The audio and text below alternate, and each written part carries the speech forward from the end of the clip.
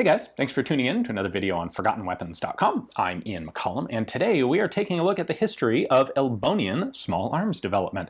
And we have a really cool Elbonian t-shirt, which I think is like entirely hidden behind the gun. But I'll talk more about this at the very end of the video, so stick around for that. But first, let's take a look at this gun. This is a Hakim light machine gun, and this is a prototype that was developed by the Elbonian Defense Ministry in an effort to kind of undo some of their terrible small arms procurement that had come right after World War II. So, like many countries, Elbonia had attempted to basically rebuild all of its small arms with more modern equipment in the aftermath of World War II. There was a lot of surplus around. Things could be gotten relatively affordably, which was important because this is a very poor country that we're talking about. Well, they had the bad luck to be really pretty much screwed over by a traitorous defense minister who outfitted them with an absolutely terrible assortment of small arms, which notably did not include a light machine gun. This is something that should have been obvious to them at the time as being necessary. Well, they did realize it before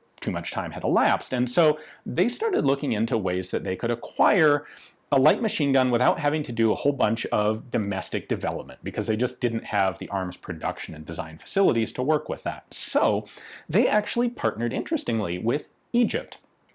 Now, Egypt at this point, we're talking, by the way, the mid to late 1950s here. Egypt was under the control of General Nasser, who was a pan-Arab, very much a pan-Arab sort of nationalist, and actually during this time frame put together the United Arab Republic, which was basically an alliance of Egypt and Syria. And this rifle actually dates just slightly before the UAR existed, but I suppose we should talk a little technically here. The Hakim actually began life as the Swedish AG-42 Ljungman rifle, developed by Sweden in 1942, as the name implies. And Egypt got a license to manufacture these, and they changed the design just a little bit. They rechambered it for 8mm Mauser, and Elbonia, it appears, actually helped finance the development, or at least the Elbonian willingness to purchase a small number of these guns was part of what helped Egypt finance the development of the gun and its initial production. This is a very early example from like the very first year of production. And what appears to have happened is Elbonia got their hands on a number of Hakim rifles and then went about the process of trying to modify those into light machine guns. So you can see what they've got out here is the front end off in MG34s, and this actually came out of Israeli surplus. So in the years after World War II, the Israelis, frankly, did a much better job of updating and modernizing their small arms, and they ended up with a lot of German surplus MG34s, in part through Czechoslovakia, by way of Ethiopia, interestingly. At any rate, the Elbonians managed to get some of Israel's surplus MG34s once the Israelis were starting to get rid of a few of them. So they took the barrel jacket from an MG34, combined it with the action from a Hakim, and the magazines from surplus German MG13 machine guns in an attempt to create a standard Elbonian light machine gun. So let's take a little bit of a closer in look at exactly how the details of all this hodgepodge work. All right, I'm going to start up here. There are no distinctively Elbonian markings on this gun, but we do have the original Egyptian markings from the Hakim. And we have a crest there. And then the top number, which is split by that crest, is in Arabic, or in Farsi, I think. That is 1956, and that's the production date of the Hakim, which is kind of cool in that this is like the very first year of Hakim production. The number below that is the serial number, which is in the, it's a little hard to tell, either the 2 or the 3000s, which fits for that year of production. And then down here on the receiver, we have the name, which is Hakim, and then 7.9, which is the caliber. The Hakim was originally made in 8mm Mauser, aka 7.92 by 57mm, and the Elbonians left it in that chambering, at least for this prototype. Had they adopted it, they might well have rechambered it for a different cartridge that was more common in their usage. Now, in its original configuration, the Hakim used a 10-round magazine, which was detachable but intended to be reloaded by stripper clips, and this guy is your stripper clip guide. It has this kind of interesting magazine release catch here where You have to flip it open like this, and then you can press the catch forward to release the magazine. However, once the magazine's in, you can actually flip that down and it locks the magazine in place so that you don't accidentally dislodge it, which is important because the Hakim was only issued with a single magazine. Now, this doesn't really fit in the light machine gun role as envisioned by Albonia here, because with these 25 round box magazines, you would want to be changing these. You'd be changing these on a quite regular basis. They did actually use a pretty good base magazine here for this retrofit. This is an MG13 magazine, and I suspect, yep, we actually have some original German markings right up here above those reinforcing ribs. They had to make a few changes to the locking attachments, both on the front and the back, to get this magazine to fit the Hakim, but this is a high-quality magazine. They're well-made, they're reliable, and if you're going to need a supply of surplus box magazines for a light machine gun type of firearm like this, the MG13 makes a really good donor.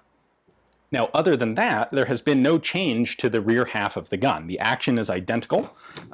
Up at the front here, we can see the major change, however, and that is the addition of this MG34 barrel shroud. Now, originally, this was on the MG34 to protect the barrel, to offer a forward support point for the barrel, because the MG34 barrel reciprocates when it fires, and so you need to have something to support the barrel and guide it up at the front. Now on the Hakim, that's not necessary, because the Hakim is actually a direct gas impingement gun, and this conversion leaves that intact. In fact, I can take off the handguard and you can see the gas tube here. This is a true direct gas impingement gun, meaning that gas is tapped off the barrel here, runs through this tube, and then is simply dropped into a blind hole right here on the front of the bolt carrier, thus pushing it back. It's a very nice, simple system. Simpler, in fact, than the AR, commonly called direct gas impingement. And it probably would have worked pretty well. The Hakim is set up with an adjustable gas regulator, and you can see that when the Albonians made this, designed up this prototype, they installed the barrel shroud just ahead of the gas block so that they didn't have to change out anything having to do with the gas block. That makes this a very easy adaptation to build. However, in true Elbonian fashion, they took what was potentially a good idea and kind of just really didn't execute it right. The way that this barrel shroud has been attached is actually by the use of a two-part sleeve inside here that is held in place simply with a pair of hex screws, set screws there. So if I take this, if I loosen these up, what these are doing, these two screws are actually pushing this half part of the inside, they're pushing it away from the barrel into the shroud and thus tightening it down in place. You can see the pockmarks here from where these two screws were tightened down on the barrel. Now it looks like there was an attempt to also lock this in place with a screw coming through the adjustable gas block here into this spot on the shroud, but that is missing at this point, and I don't know that that would be all that secure anyway. So I can only assume that this was an early experimental version of this conversion, because it really should have had a much heavier duty barrel to serve in a sustained fire role as a light machine gun. So by removing these two screws from the top half of this barrel shim, I was able to completely remove the 34 shroud. This is not the cleanest way to tighten this in. This might have some issues when the barrel heated up under sustained fire. This, by the way, is made of solid steel. It's rather heavy and it's certainly durable. I'm just concerned about the reliability of these two little set screws holding it in place under fire. We can now see a better view of what's left of the original Hakim front end. So the muzzle device is more or less still there with the venting, but the front sight has been removed to fit into the MG34 shroud. Unfortunately, the front sight on it is rather bent off to one side, you can see there. We still have the original booster, or the original booster cap. The booster itself is not necessary because, as I said, the Hakim does not have a reciprocating barrel. The 34 would have used this to generate some pressure to help push the barrel back. That's not going to happen on a Hakim like this. It's just going to accumulate carbon, but not really cause any problems.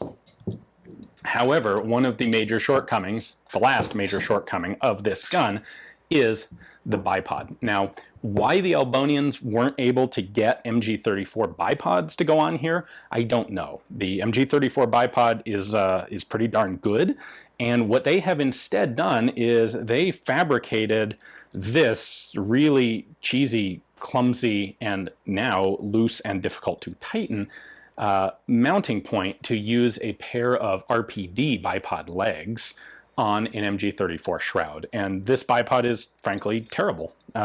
It doesn't effectively lock into place the way an MG34 bipod would have. It is nice in that it gives a lot of mobility. The problem is it gives this mobility whether you want the thing to be moving or not. And it's just not a stable or secure bipod. So you can see how it goes in there. You put it on the top and then just spin it around the bottom. The problem is you've got like 3 different points of movement here, and it results in it being really pretty wonky. So sort of works, but they really, I don't know why the Israelis wouldn't give them MG34 bipods with the shrouds, but apparently they didn't, and that would definitely have been a shortcoming of this rifle in the field. Now, there would be a few problems with this. It never did go into service for a couple reasons, and frankly, one of the fundamental problems that it would have had if they had taken it into formal service is the barrel profile. We don't know exactly who the designer was in the Elbonian Defense Ministry, but they missed what you would think to be fairly obvious necessity of having a heavier profile barrel. They left, as you saw, the original Hakim barrel in there, and that's just too light for a gun that's expected to provide continuous supportive fire as a light machine gun. So had this actually gone into service, that would have really, I expect, shown up fairly quickly as a shortcoming of the gun. However, there was a diplomatic problem with the rifle that was even more substantial and probably is the real reason why this never went into service, and that is Nasser and the Egyptians found out that the Elbonians were also working with the Israelis, and the Israelis and the Egyptians were, shall we say, not on particularly friendly relations in the late 1950s. That caused the Egyptians to cut their ties to Elbonia, which cut off the supply of Hakims, and it left the Elbonians once again high and dry and still without any light machine gun in service. So it's a shame. Poor little country just never does seem to get a break. If anything, though, they can take some pride in the fact that they really embody what is, I guess, actually the Finnish virtue of Sisu, and just always soldiering through despite having really the worst gear out there. Now, if you would like to express your solidarity with Elbonia, we have a cool Elbonian t-shirt that I think is just really hilarious and cool, and I really like the design too. So what we're doing is actually running a pre-sale on these for about 2 weeks, and then we'll have them actually shipping out right at the end of the month. The merch guys want to find out exactly what the demand is. So if you are interested in an Elbonian shirt, we have them in 2 colors, blue, like this one, and also a black. I have a link in the description text below where you can go check them both out, along with some high-res imagery, although you can see it actually over there already. But if you're interested, definitely head over, get yourself a t-shirt, because they're pretty cool. And I look forward to having some more awesome Elbonian firearms coming in the future. Thanks for watching.